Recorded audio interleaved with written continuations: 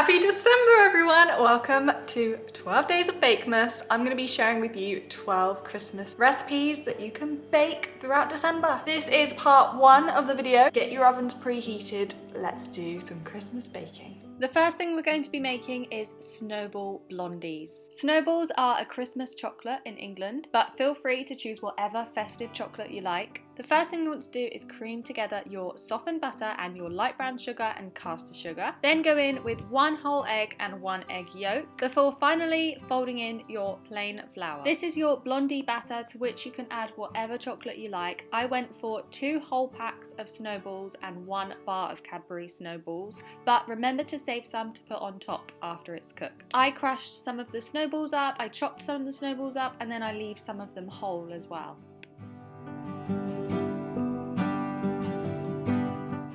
Pour it into a pan. Mine is 10 by 7 inches and it's lined with parchment paper. And you want to bake it for 26 to 30 minutes in a fan oven at 160 degrees, or until it's lightly golden on the edges. As soon as it's out of the oven, you can top it with the leftovers of your chocolate. Make sure to leave it to completely cool before cutting, and there you have your fudgy Snowball blondies.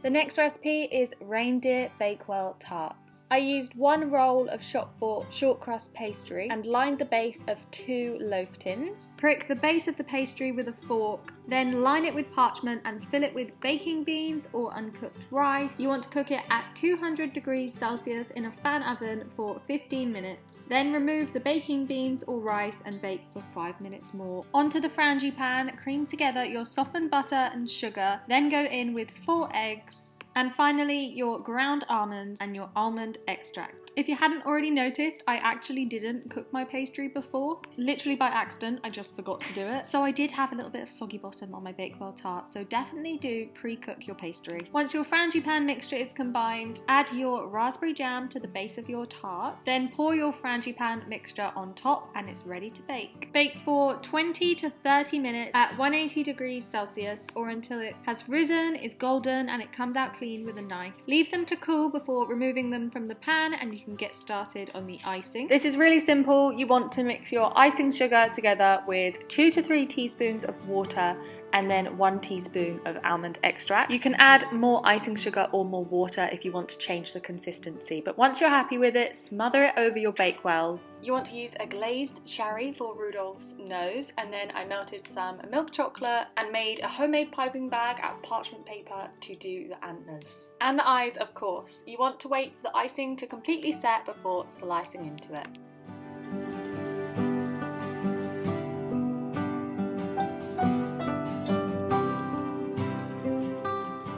Up next, I'm going to show you how you can make a chocolate gingerbread house, so just a chocolate house really. For the structure of the house, you need 2 regular sized dairy milk bars, 2 large dairy milk bars, and 2 Winter Wonderland dairy milk bars, as well as some bits to decorate. So I had some chocolate coins, some buttons, and a flake or a twirl for the roof. To start with, take your 2 regular dairy milk bars and you want to cut them like this. Don't eat the scraps just yet because you're going to melt them so you can stick together the house. That's half the cutting done now. You should have 2 bits like this. Onto the 2 large bars of dairy milk, you just want to break off 1 line, but save 2 little squares for your chimney. Now we're ready to assemble. We just need to melt the scraps to use as our glue.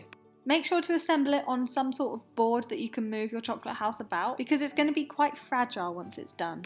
My top tips for assembling the house are to have some household items or some kitchen items to prevent this from happening. So if you use a jug or something to hold it in place, it allows the chocolate to dry so you don't get a collapse like I did at the beginning. The beauty of this though, if anything does end up breaking, you can just stick it back together with the melted chocolate. Allow the walls of your chocolate house to completely dry before getting your Wonderland bars, putting melted chocolate on the edges of them and sticking it to your roof. And once you've done both sides, again, leave it to completely dry before adding things like a flake for the top of your house, stick 2 Cadbury bits together for the chimney, and then you can go wild and decorate it however you wish. The next recipe is a savoury one. I'm going to show you how to make cranberry sausage rolls, and you'll only need 3 ingredients. These are to die for. The cranberry sauce gives it such a sweetness. Leave your puff pastry out for about 10 to 15 minutes before rolling it out like this. Meanwhile, you can get your sausage meat ready. I used 6 sausages. You're supposed to skin them, but honestly I couldn't get the skin off, so I just mangled it all together. Cut your puff pastry in half long ways, and you want to go on with your cranberry sauce. I used about 2 teaspoons per section. Divide your sausage meat in 2 and roll it into a long, thin snake shape and pop it on top of the cranberry sauce. Now you want to brush the pastry that is left open with a bit of egg wash, which is just 1 egg whisked up. Roll your sausage rolls, and I like to use a fork to prick the 2 bits of pastry together.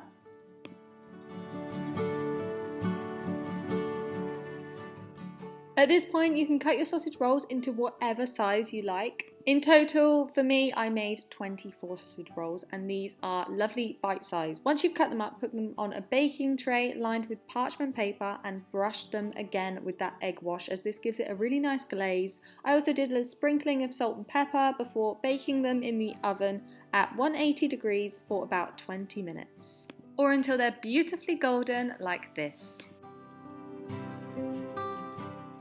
This next recipe is for any Terry's chocolate orange lovers. This is Terry's chocolate orange tiffin. In a mixing bowl, you want to crush up 300 grams of any biscuit of your choice. You could do chocolate orange biscuit if you wanted. You want some of the biscuit to be chunky and then some of them to be like the texture of sand. Onto the chocolatey mixture, melt your butter, golden syrup and Terry's chocolate orange together in the microwave about 30 seconds at a time until it's all lovely and melted. Then pour this onto your biscuits and stir it through until it's all combined. Now you want to go in with as many Terry's chocolate orange goodies as you can. I went in with Terry's chocolate orange truffles, which I just chopped up, and some exploding candy Terry's chocolate orange pieces.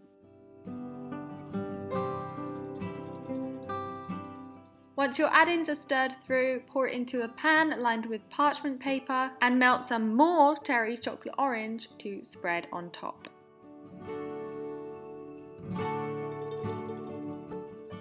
Put some pieces of Terry's chocolate orange and some Terry's chocolate orange truffles on top as decoration. Leave it in the fridge to completely set before slicing it up into how many slices you like. The final bake of this video are these Festive cookie bars. In a mixing bowl, cream together your light brown sugar, your caster sugar, and your melted butter, which you do not want to be too hot. If anything, leave it to cool down before adding it to your sugars to mix through. Once that's combined, mix in 1 egg, and then your dry ingredients, so your corn flour, your salt, bicarbonate of soda, and plain flour.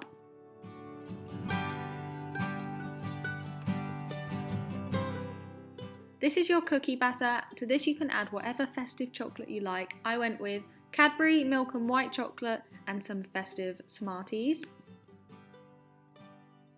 Bake it in a 10 by 7 inch pan lined with parchment paper at 160 degrees C in a fan oven for 17 minutes, or until it's lightly golden on top.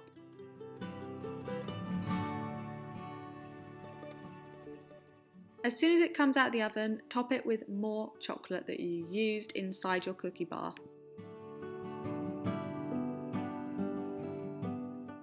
Leave it to cool completely before cutting it into however many slices you like.